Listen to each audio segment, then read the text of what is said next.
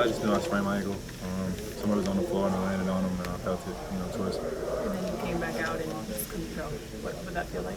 I wanted to play. Coaching staff thought it was better for me to, take a rest, so that's what I did.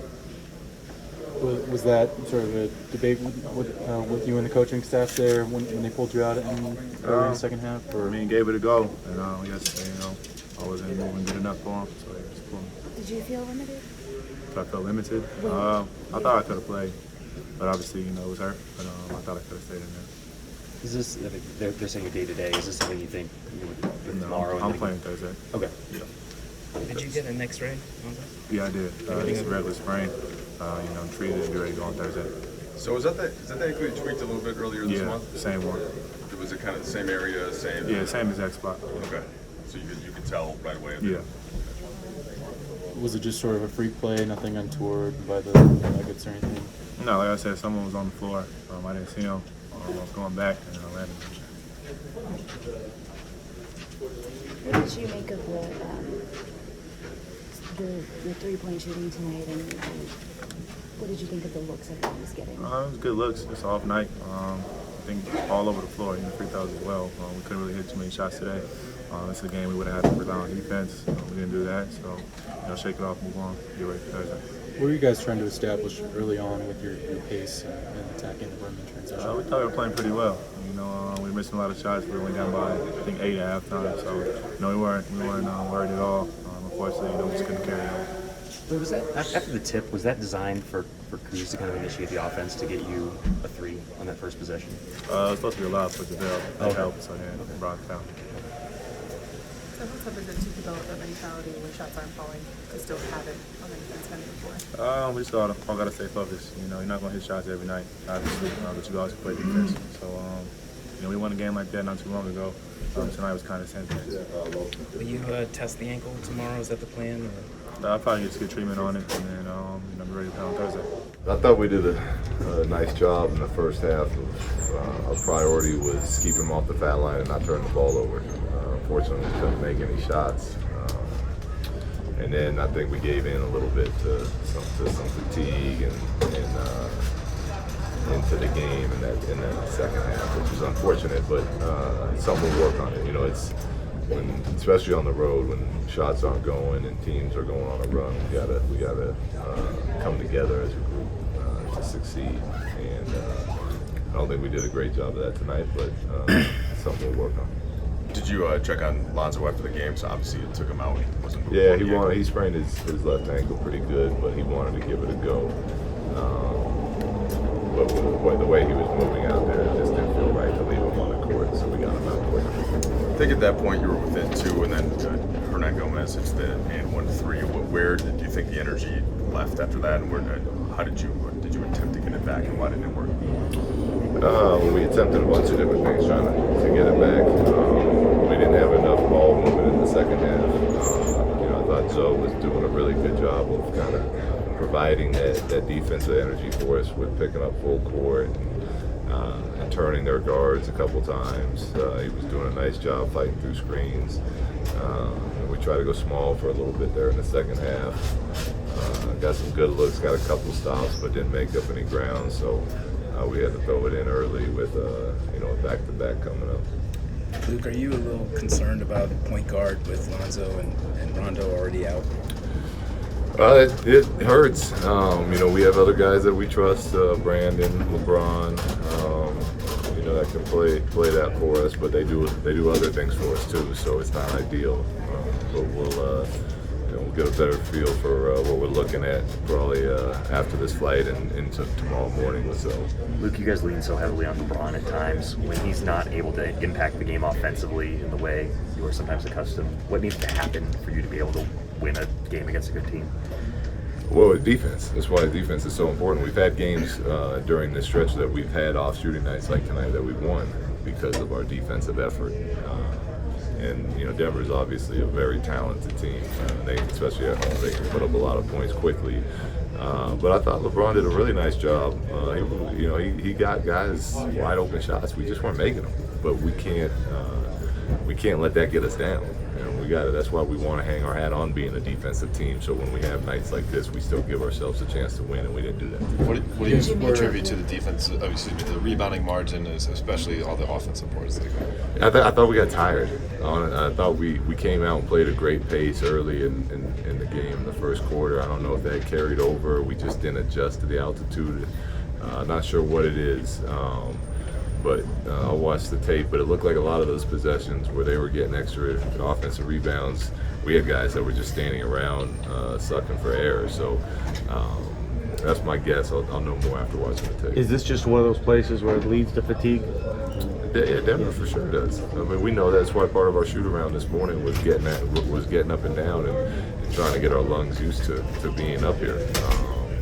And it's, you know, every team has to deal with it that plays here, so it can't be an excuse for us. We got to be better. What was the plan for Josh coming into tonight? You didn't go to him until kind of late in the first half. Yeah, I was going to give Michael a chance, you know, see what he could do. I thought he had some nice moments for us, but I told Josh to be ready. As far as playing, the medical staff has cleared him. Just to clarify, when you pulled out Lonzo in the second half, that was the coach's call. You guys just decided? Yeah, I talked to Marco. Marco said he wants to try it. He's fine to try. I told him that he seems like he's limping and not moving freely. That I was going to take him out. And Marco obviously agreed with that decision when I made it. The energy shifts in a game, and say maybe in that third quarter, are there things you feel like you can do individually or to try to stem a tide of a game like that? You gotta push the pace. You try to push the energy, score the basketball. I think at that point you just try to get connected with your guys, so everybody, all five of you, to do what you're trying to do. I think all in all, we just got to come together at a point like that. Well, you've been in a different spot at the two, and learning and figuring out how to play with LeBron, and then when Lonzo goes out, you play more point guard. Rondo, how has that been for you, trying to decipher those things? It's been pretty good. I think just trying to find the areas where I'm good at. Score with smaller players, and take it to the basket. When I have bigger guys on me, just try to mix in different things. Also, I just have to do a better job of playmaking. Just noticing reads a little bit earlier and getting my guys involved. You've been efficient as a scorer these last couple of games. Do you, what you just mentioned about playmaking, how does that happen? Do you have to focus more on it? Do you have to think about it more? I think when you have the mindset at the beginning, I think that opens up the scoring a little bit more. I think I've been good as a facilitator before in scoring the basketball.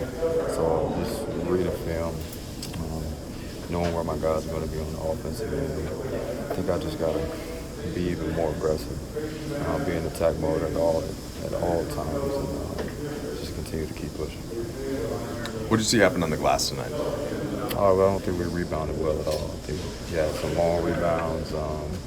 We had our big guys flying out to block shots, and I don't think we had their back a lot to rebound the basketball. So it's a lot of things to factor in, but the fact of the matter is we didn't rebound the basketball at all. Did you notice just a general lack of energy of the team in the second half, and why do you think that was? No, I think we kind of let not hitting shots affect us. It's all kind of fine and dandy when we're hitting shots and everybody's in a rhythm, but to be a winning team, we can't think like that. We have to, regardless of whatever it is, still bring that energy. Zoe going out definitely hurt. First half, him picking up full court and pushing that pace really helped us and brought that energy as well. So I think when he sprained the ankle, I think you're within 3, and then they go down to the other end and get the and 1-3. You felt like that was a turning point? I mean, I wouldn't say a turning point, but it was definitely, a big momentum,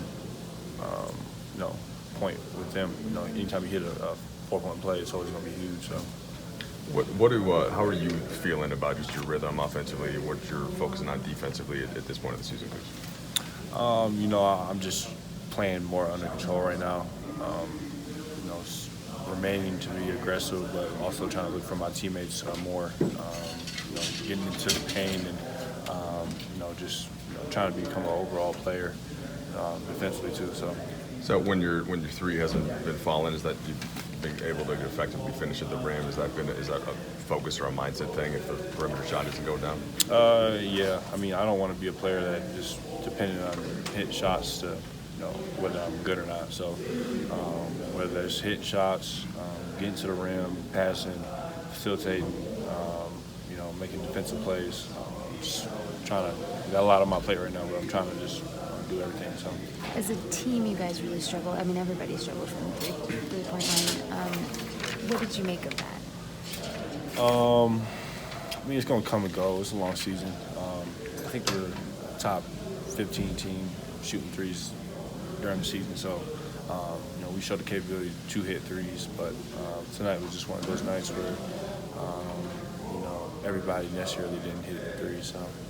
The rebounding margin plus 22 for Denver. I mean, was that just one of the things as the game went on? Did you factor hung on the guys a little more? Could be.